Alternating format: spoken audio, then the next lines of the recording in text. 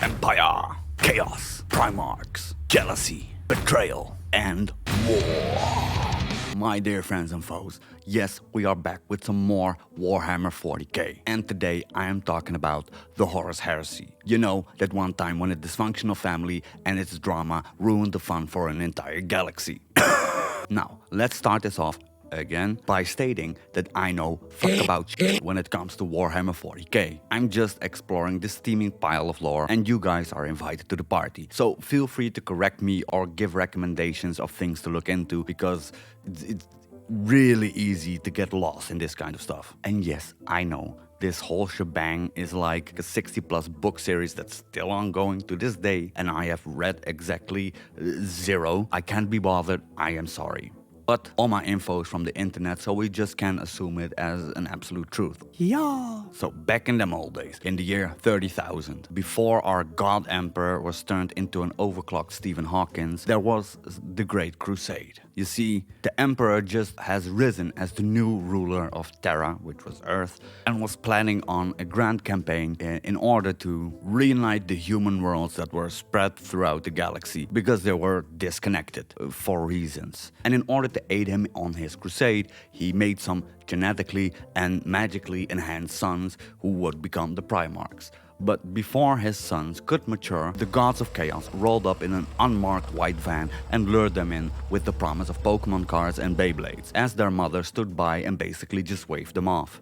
And although this was a major setback, this couldn't stop our Chad Emperor. He used some DNA he had left from his sons, weird, and used it to make some more super soldiers. Not as super as the first batch, but still kinda super. These would eventually become the Space Marines. So he and his Space Marines went out on this great crusade and found many lost worlds and the lost Primarchs in the process of doing so. So things were going great, right? The sons are back, the company is growing, and humanity seems to be on the rise once more. But then the Emperor was like, okay, I'm done now, I'm going home. Okay, hey Horus, you are the chattest of chats, you can be War Master and such. Okay, bye. And Horus and his brothers and a lot of Space Marines were like, what? So to say that there was a bit of resentment growing here and there might be an understatement. It seemed so unbelievable to many that the Emperor Dad would abandon the greatest venture the newly found empire would undertake. But he did. Now, in reality, he went back to work on an interstellar version of the Autobahn, just like the good little dictator he was. He just decided to tell nobody. For reasons. Some time passes and our boy Horus, who is now the new War Master, finds himself in a battle on the moon of Davin or whatever, which was cursed by Nigel. He fought hard, but eventually got wounded. Yes, he is a Primarch, but still, his flex-day body couldn't recover. So they brought him to the local healthcare facilities where they transferred his spirit into the warp for reasons, and there he was met by his best friend who wanted to show him the grimdank future that was to become for reasons. And in this future, the masses would worship the Emperor and some of the other Primarchs as if they were a K-pop boy band. But poor little Horus was nowhere to be mentioned, and this hurt his teeny tiny little feelings. Boo-hoo, I wanna be popular too.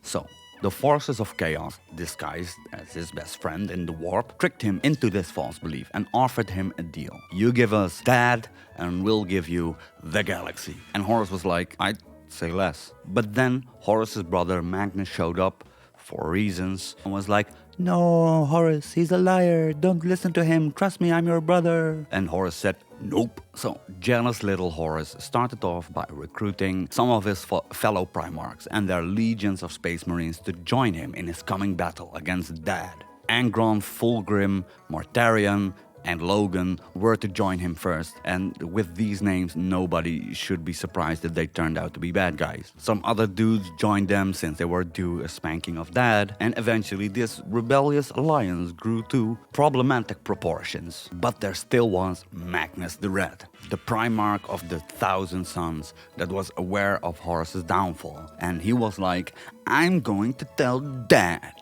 So he decided to use his psychic powers to call the Emperor, an act that was outlawed by the Emperor. You see, our golden boy has set up all these kinds of like void wards or something across his palace and such to protect the planet from the warp. Magnus, using this sorcery to slide into his dad's DMs, caused these to fail, which led to an invasion of warp boys, aka demons.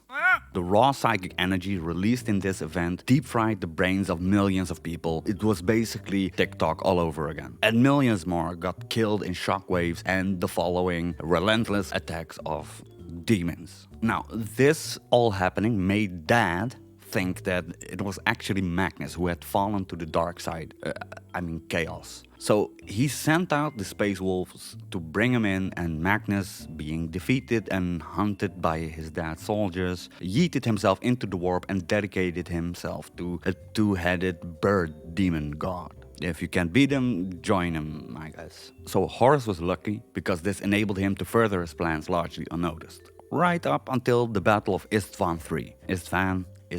You see, Isstvan III was a rebellious world, and Horus was ordered to bring them back into the fold of the Empire. But instead, Horus went mask off, and he took this chance to send the last bits of remaining loyalists in his own legions to the surface of Isstvan III and proceeded to bomb the excrement out of their underwear. This not only eliminated the loyalists, but also ended the subscription to life of about 12 billion people. And the sheer amount of souls entering the warp was like the beacons of Gondor being lit. It was the final confirmation for the Chaos Gods that Horus was now theirs, while it made the Emperor aware that shit was about to go down. Meanwhile, on Mars, a planet mainly focused on developing and forging tech, basically the Taiwan of the 40k universe, some of Horus's henchmen released a chaos scrap code, which is basically satanic malware, and it affected all machinery on the planet, aiding Horus's allies in the eventual overtaking of Mars.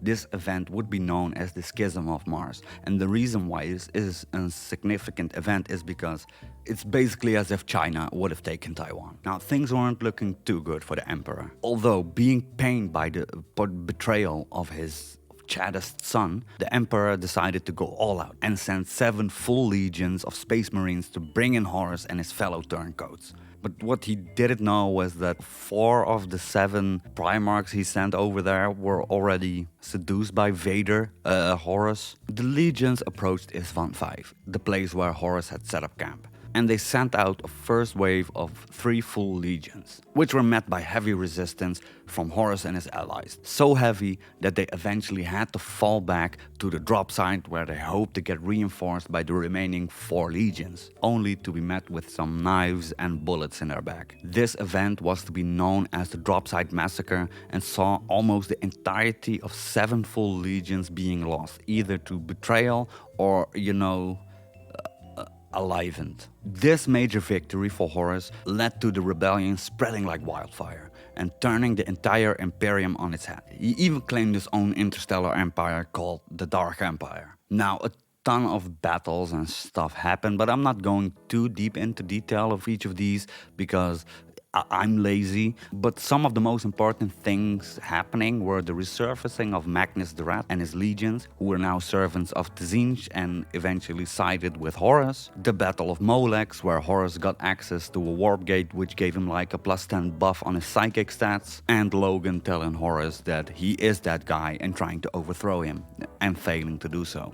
Now, finally, Horus and his army of turncoats arrive at Terra to begin their final siege of the planet. They took out the planetary defenses within the first month of the battle, after which they began their assault on the planet, all the while bombarding everything. This planetary assault force consisted of the Sons of Horus, the Death Guard, the World Eaters, Emperor's Children, Iron Warriors, Thousand Sons, Word Bearers, Night Lords, Dark Mechanicum, Chaos Cultists, and Demons. I mean, this just sounds like the lineup of a metalcore festival. But on Terra, even though they were met with heavy resistance, Horus's forces eventually made their way to the Imperial Palace, and after the 55th day, they got to the inner walls of the palace. But Horus wasn't there. You see, this little bitch stayed on his spaceship, watching other people doing the heavy lifting. And it was there where he was tipped off that more loyalist reinforcements were on their way. So in order to secure the quick victory, he turned off his magic shields of his ship to lure in the Emperor. And Golden Boy took the bait. He sensed that the shields were down and he teleported there with the Primarch Sanguinius, some Space Marines and some Custodes. But they ended up getting scattered throughout the ship for reasons and had to find their way back to each other, all the while fighting off hordes of enemies. Now, Sanguinius was the first to be confronted with the turncoat War Master, so they fought, obviously. But Horus, being imbued with the power of all 4 Chaos Gods and his +10 psychic buff he got from the Battle of Molex, so he... Sanguinius, and yeah, he did. But then, Big Daddy Emperor shows up at the scene. He sees Sanguinius, one of his beloved sons, lying dead at his feet, and he fights with Horus, who managed to disembowel his dad, after which he promptly got yeeted to the Shadow Realm by his dad. I find this part kind of weird. I couldn't find the particular sequence of events here, how Horus managed to pull this off. As of now, the consensus seems to be that even though the Emperor was superior to Horus in combat, that he was holding back out of love for Horus. But I don't know if that's confirmed by GW. If so, then that just seems kind of stupid. Horus was dead, and his first captain, Easy Kyle, took command of the Legion and retreated, after which the rest of the rebellion followed suit. And this marked the end of the battle for Terra. The Emperor was still very much alive. Barely, but he was alive. Just enough that they could transfer him back to the Golden Throne in the Imperial Palace to keep him alive, somehow. But before being locked to his chair, he uttered a final command, ordering the traitors to be driven into the Eye of Terror. Terror, whatever the flying that may be. I looked it up and was met with another wall of text. No, not today. After the majority of the traitor forces were dealt with, the Imperium of Mankind began its 10,000 years of decay into the version it's nowadays, where the Emperor still lives as a galaxy brain vegetable, being sustained by a healthy meal of 1,000 psychic people a day, and where the actual ruling of the Empire is being done by fanatic zealots obsessed with purging any form of so-called heresy. Jesus Christ, this is some wild stuff. It kind of feels like if Game of Thrones was made by George Lucas. But yeah, thanks for joining me into another dive into the Warhammer 40k universe. Feel free to leave recommendations down in the comments. It doesn't need to be Warhammer. Chances are that if it's weird, I'll like it. So yeah, thanks again. Bye.